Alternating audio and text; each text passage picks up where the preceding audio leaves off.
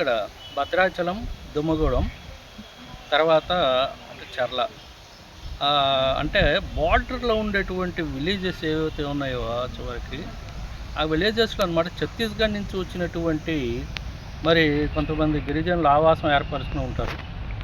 ఉండి వారి food habits కూడా కొన్ని మరి అనేక తరాల నుంచి వచ్చినవి కొన్ని ఉన్నాయి. అది బయట ప్రపంచానికి వేరేలా అనిపించవచ్చు.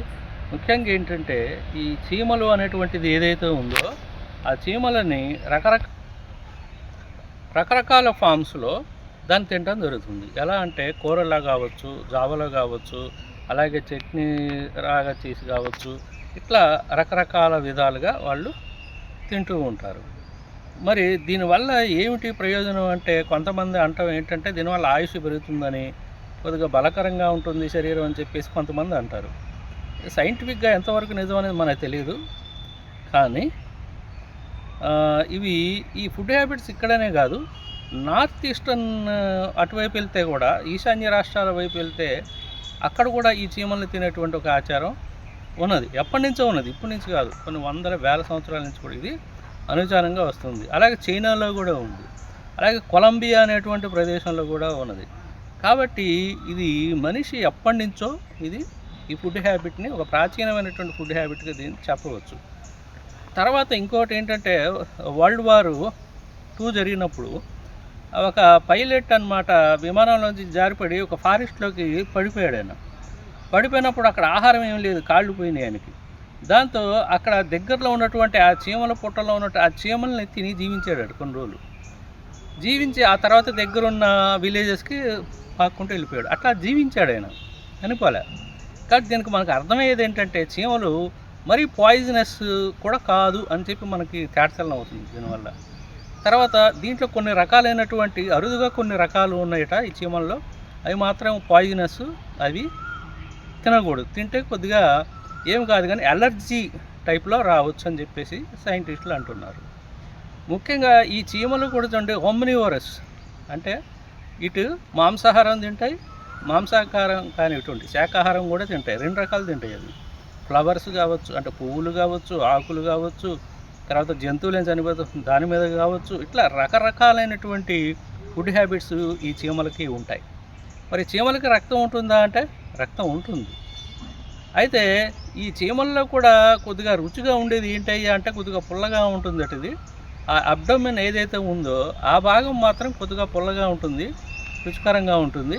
మిగతాది పెద్ద మరి ఎలాంటి రుచి ఉండదు అని చెప్పేసి అంటున్నారు.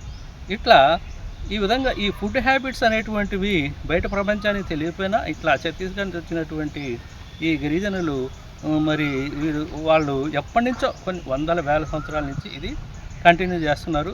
దానివల్ల మరి ప్రత్యేకమైనటువంటి ఆరోగ్య సమస్యలు తలెత్తినట్టుగా కూడా మరి మనకైతే తెలియదు, ఎక్కడ కూడా ప్రచారం కాలేదు ఆ విధంగా. సో ఇది పెద్ద హజార్డస్, ఆరోగ్యానికి హజార్డస్ అంటానికి కూడా ఏమీ లేదని చెప్పేసి మనం భావించవచ్చు ఈ విషయంలో. ముఖ్యంగా వీరు ఈ చీమలు తినేటువంటి వారు చూడండి, ఛత్తీస్గఢ్ నుంచి వచ్చినటువంటి వారు ఈ గిరిజనులు ముఖ్యంగా చర్ల, దుమ్మగూడెం, చాలా లోపలికి ఫారెస్ట్లోకెల్లా ఉన్నాయి వీళ్ళ ఆవాసాలు. అంటే వీళ్ళు బార్డర్ ఏరియాస్ అనమాట. ఆ బార్డర్ ఏరియాస్ ఇల్లు కట్టుకొని అక్కడ ఉంటారు. వాళ్ళు ఎక్కువగా ఈ యాంట్స్ని, ఈ చీమల్ని తినేటువంటి ప్రక్రియ చేపడుతున్నారు. ఇది ఎప్పటి నుంచో కూడా తెలుసు, కానీ బయట ప్రపంచానికి ఈ మధ్య బాగా తెలుస్తుంది. సో ఈ విధంగా రకరకాల ఫుడ్ హ్యాబిట్స్ ఉన్నటువంటి ఈ ప్రపంచం ఇది. కాబట్టి ఒకరి ఫుడ్ హ్యాబిట్స్ ఒకరికి ఎంత అనిపించవచ్చు, కానీ అది వారికి న్యాచురల్. దానివల్ల నా పేరు కేవీవీఎస్ మూర్తి, రచయిత, అనువాదకుడిని. భద్రాచలం ఏజెన్సీ ప్రాంతంలో ఇక్కడ ఉన్నటువంటి గిరిజనులు ఈ వేసవి కాలంలో ఎర్రచేమల పచ్చడి తింటూ ఉంటారు. దీనివలన గిరిజనుల్లో రోగనిరోధక శక్తి పెరుగుద్ది అనేది వాళ్ళ నమ్మకం. ఆ చీమల్ని ఉదయాన్నే అడవికి పోయి తెచ్చుకొని వాటిని ఎండబెట్టి పచ్చడి చేసుకుంటారు, జావ కాసుకుంటారు. అనేక రకాలైనటువంటి వివిధ రకాలుగా వాటిని వంట చేసుకొని వాళ్ళు తినటం వల్ల వాళ్ళ రోగనిరోధక శక్తి పెరుగుతూ ఉంది. ఇక్కడ ఉన్నటువంటి గిరిజనుల్లో విభిన్నమైనటువంటి ఆహారపు అలవాట్లు ఉన్నాయి. కొంతమంది ఈ తొలకరి రోజుల్లో వచ్చేటువంటి ఉసురుల్ని వేపుకొని తింటారు, జావగాసుకొని తింటారు.